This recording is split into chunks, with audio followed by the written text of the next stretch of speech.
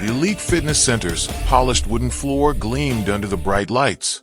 Marcus Chun adjusted his black belt with calculated precision, his expensive Nike training gear catching everyone's attention. He had won 3 regional championships, and his confidence filled the room like expensive cologne. But today, Marcus was about to learn a lesson his trophies never taught him. "Hey, old man," Marcus called out, his voice echoing through the dojo. "Why don't you clean somewhere else? We're trying to train here." The janitor, a quiet Filipino man in his 60s named Roberto Santos, simply nodded and continued mopping the corner of the training area. His worn-out uniform and calloused hands told stories Marcus had never bothered to read. Marcus smirked at his training partners. "Watch this. I'll show you guys how to handle people who don't know their place."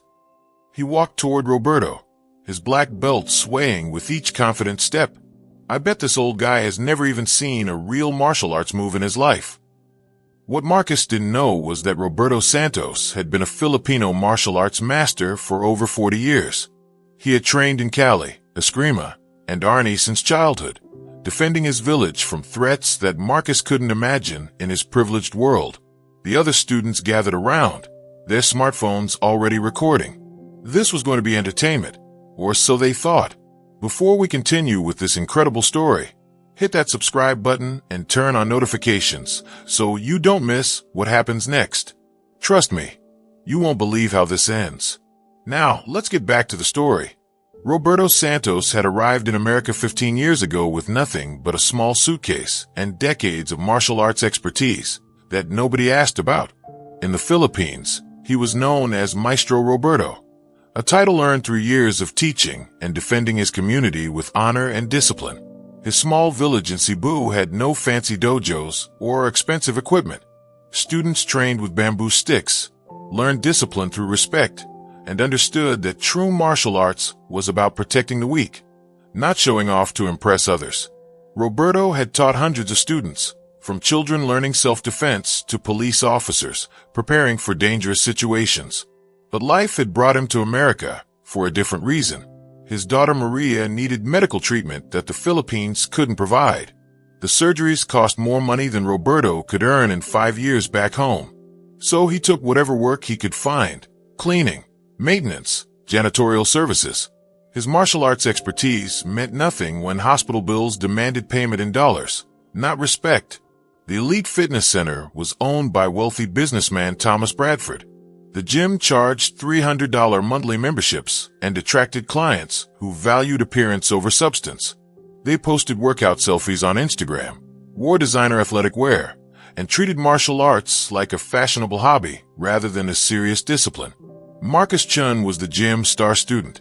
At 28 years old, he had money from his tech startup, time to train 6 days a week, and an ego that grew larger with every tournament trophy.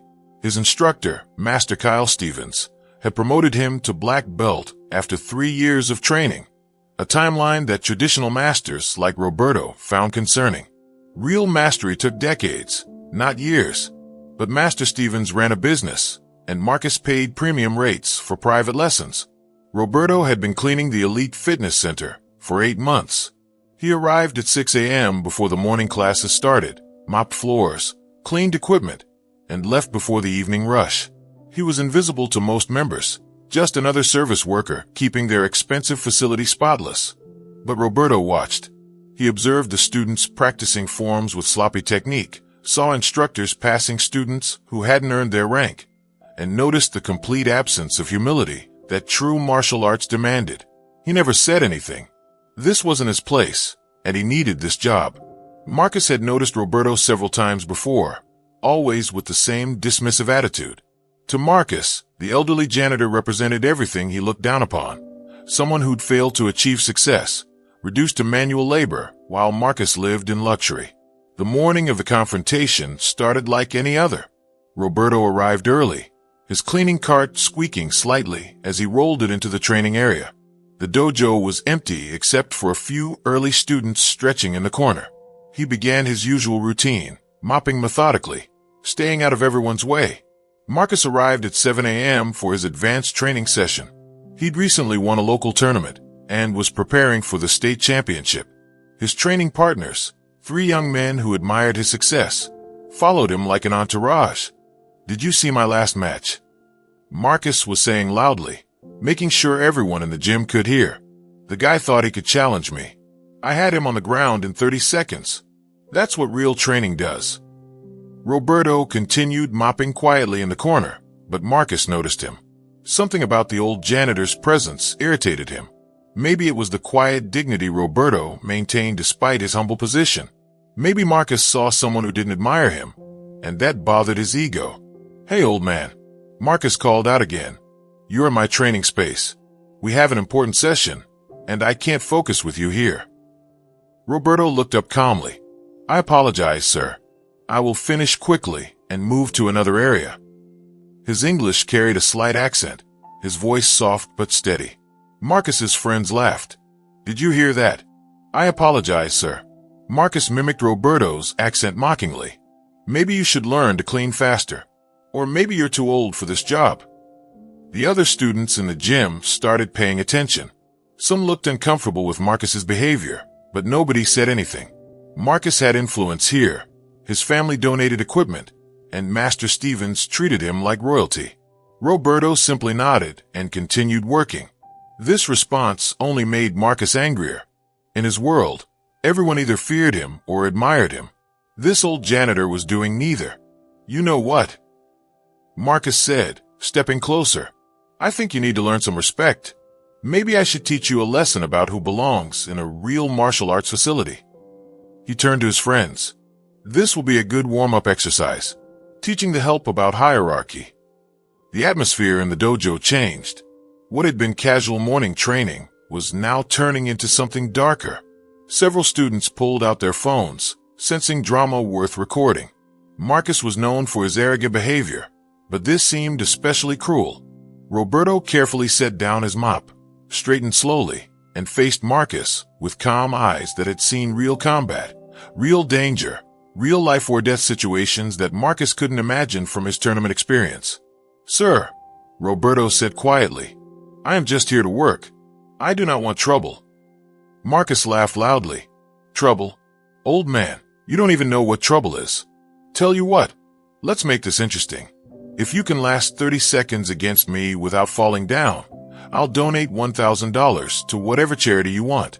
But when you lose, and you will, you have to quit this job and admit you don't belong here." The challenge was cruel, designed to humiliate. Marcus was younger, trained regularly, and had tournament experience.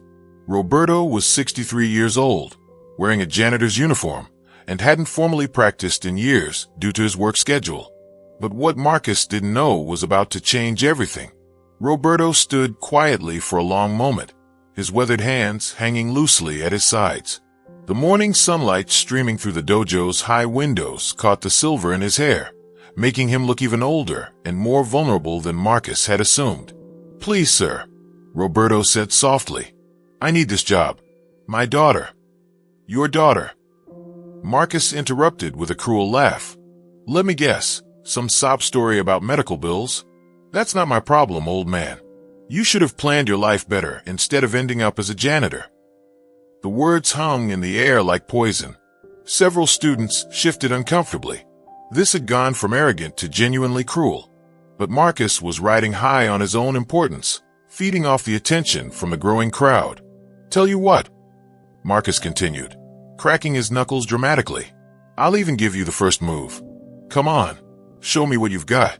Unless you're too scared." Roberto's eyes, which had been looking down respectfully, slowly lifted to meet Marcus's gaze. Something flickered there, not anger, but a deep sadness mixed with resignation. This young man had no idea what he was asking for. "I do not want to do this," Roberto said quietly. "There's no honor in this challenge." Marcus stepped closer, invading Roberto's space. "Honor? You're a janitor, old man. What do you know about honor? Now either accept my challenge or get out of this gym permanently. I'll make sure Master Stevens fires you today." The threat about his job changed something in Roberto's expression. His daughter Maria needed another surgery in 3 months. The medical bills were crushing. This job, humble as it was, paid for her treatment. Losing it meant losing everything. The other students had formed a circle now, phones recording from multiple angles. This was going to be social media gold, the arrogant black belt, putting an old janitor in his place. Some were already typing hashtags. Roberto slowly removed his cleaning apron, folding it carefully and setting it on his cart. Underneath, his simple work shirt revealed arms that were lean but surprisingly muscular for a man his age. His movements were economical, precise, the kind of efficiency that comes from decades of disciplined practice. "Okay," Roberto said quietly, "but I ask you to reconsider. There's still time to show respect instead of pride." Marcus laughed and assumed a fighting stance, his black belt prominent against his expensive training uniform. "The only thing you're going to see is the ceiling when I put you on your back. Ready? Go." Marcus launched forward with a technique he'd won tournaments with, a fast combination of punches followed by a sweeping kick designed to overwhelm opponents quickly. It was flashy, aggressive, and had earned him several trophies. Roberto moved. It wasn't dramatic. It wasn't flashy. He simply shifted his weight slightly, and Marcus's first 3 punches hit nothing but air. The movement was so subtle that some students didn't even notice it had happened. Marcus, suddenly off balance from his own momentum, stumbled slightly. "Stand still," Marcus shouted, frustrated. He came in again, this time with a spinning kick that had looked devastating in his tournament videos. Roberto moved again, a small step, a slight turn of his shoulders. The kick missed by inches, but this time, Roberto's hand moved in a blur, tapping Marcus's extended leg just above the knee. It looked like nothing, barely a touch. Marcus's leg buckled. Pain shot through his thigh as pressure points he didn't know existed sent signals, screaming through his nervous system. He caught himself from falling, his face flushing with embarrassment and confusion. "What the?" Marcus started, but Roberto had already stepped back, hands open and non-threatening. The old man's breathing hadn't even changed. He looked like he was simply standing there, waiting patiently. The students watching began to murmur. Something strange was happening. Marcus, their champion, couldn't seem to land a single strike on this old janitor. Marcus's pride took over completely. He charged forward with everything he had. A barrage of strikes that had overwhelmed opponents in dozens of matches.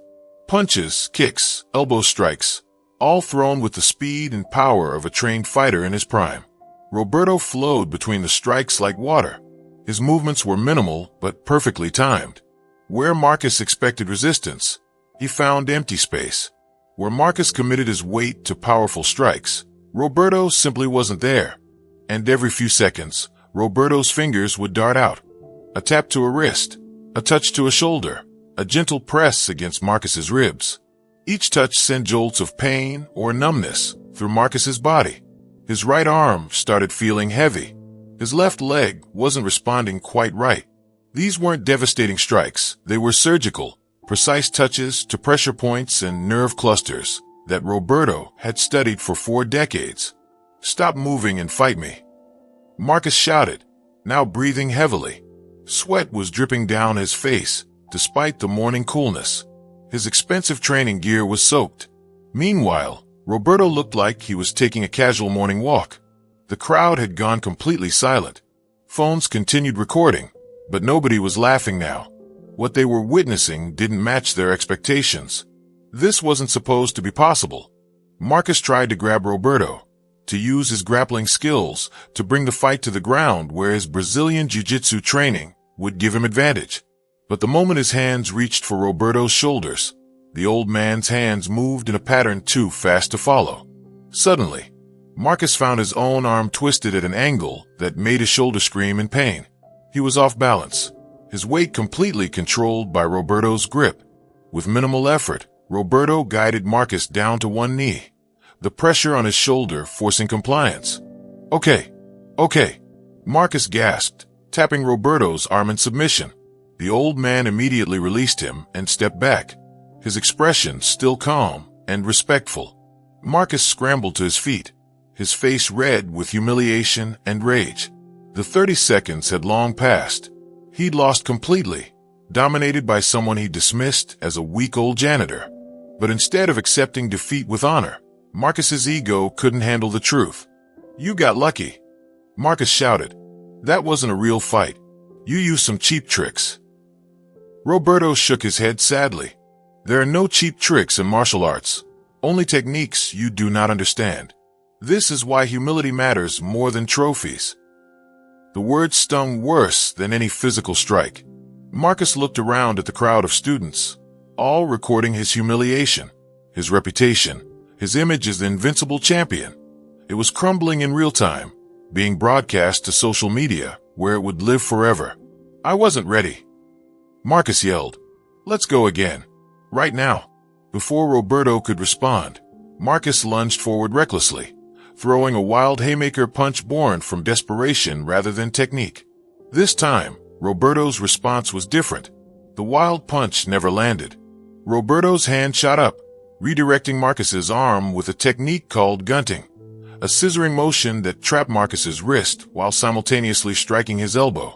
The movement was textbook Filipino Cali, executed with the precision of a surgeon. Marcus's arm went numb instantly. Before he could process what happened, Roberto had moved to his side. A gentle push, using Marcus's own momentum against him, set the young fighter stumbling forward. Roberto's foot swept Marcus's ankle at the exact moment his weight shifted, and suddenly, Marcus was airborne. He hit the polished wooden floor with a thud that echoed through the silent dojo. The impact knocked the wind from his lungs. He lay there gasping, staring up at the ceiling lights. His black belt spread beneath him like a symbol of his shattered pride. Roberto stood over him, not in triumph, but with the same sad expression he'd worn throughout the encounter. "Martial arts is not about defeating others," Roberto said quietly, his voice carrying clearly in the silent gym. "It is about defeating your own pride, your own anger, your own ego. Until you learn this lesson, you will always be defeated by those who understand it." The dojo doors opened suddenly, and Master Kyle Stevens rushed in, alerted by a student about the confrontation. He took in the scene, Marcus on the floor, Roberto standing calmly, and dozens of students recording everything. "What is happening here?" Master Stevens demanded, his voice carrying authority. Marcus struggled to his feet, cradling his numb arm. "That janitor attacked me. He came at me for no reason. I want him arrested." But before Master Stevens could respond, one of the students stepped forward, holding up his phone. "That's not what happened, Master Stevens." Marcus challenged Roberto and bet money that Roberto couldn't last 30 seconds.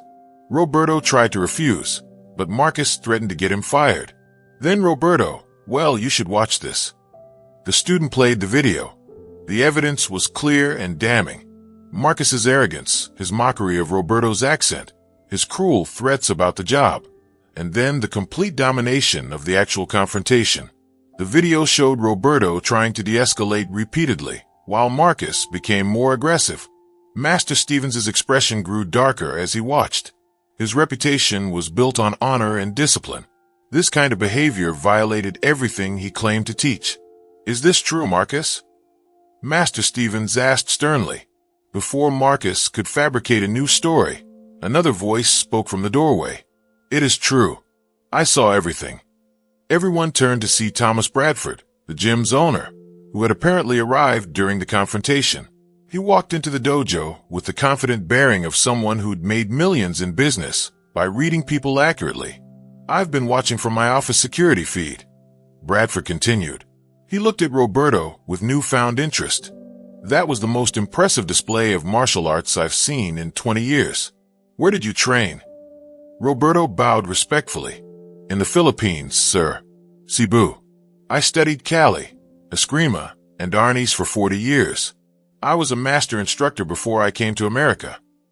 The revelation hit the room like an earthquake. This wasn't some random janitor who got lucky. This was a legitimate martial arts master who'd been cleaning their floors while they played at fighting. Bradford turned to Master Stevens. "Kyle, we need to talk privately. Now." Then he looked at Marcus, his expression cold. "And your membership is terminated immediately. Security will escort you out." Marcus's face went pale. "You can't. I've won tournaments. I'm your best student." "You're not a student of anything except your own arrogance," Bradford said flatly.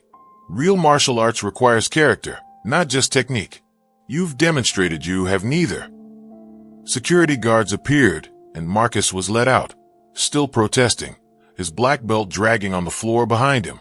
The videos were already going viral on social media.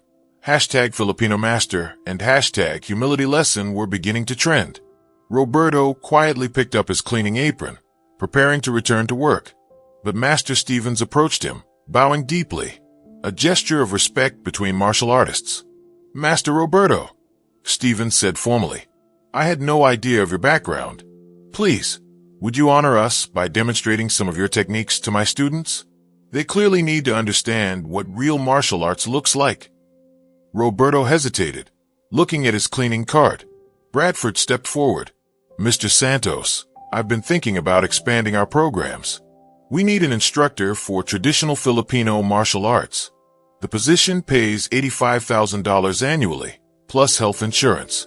Would you be interested?" The offer was 3 times what Roberto made as a janitor. More importantly, the health insurance would cover Maria's surgery completely. Roberto's eyes filled with tears. After 15 years of invisible labor, someone finally saw his true value. 3 months later, the Elite Fitness Center's new Filipino martial arts program had a waiting list of over 200 students. Roberto taught 3 classes daily, sharing the wisdom that his village had passed down through generations. Marcus Chun had become a social media cautionary tale. The videos of his humiliation had been viewed millions of times, spawning countless discussions about humility, respect, and the difference between real mastery and tournament trophies. His tech startup partners had distanced themselves, concerned about his judgment and character. But the most unexpected development came when Marcus showed up at the gym 6 months after his expulsion. He wasn't wearing designer athletic gear. He carried no attitude. He waited patiently until Roberto's class ended, then approached his former victim with genuine humility. "Master Roberto," Marcus said quietly, "I came to apologize. Not because I want my membership back, but because I owe you the respect I should have shown from the beginning. I was wrong. About everything." Roberto studied the young man's face, seeing genuine remorse replacing the arrogance that had defined him before. "I've been working construction," Marcus continued.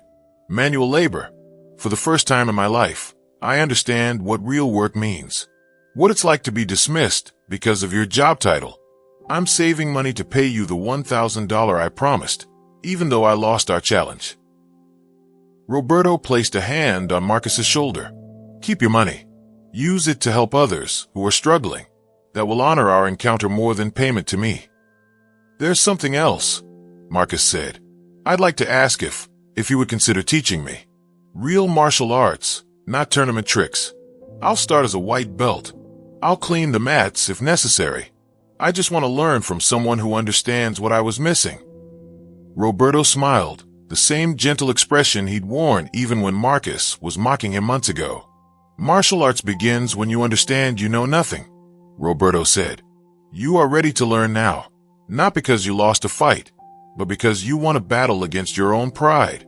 That is the only victory that truly matters." The lesson was complete. An arrogant champion had learned humility from a humble master. A janitor had been revealed as a teacher, and a gym had discovered that wisdom often comes in unexpected packages, waiting quietly in the corners where nobody thinks to look.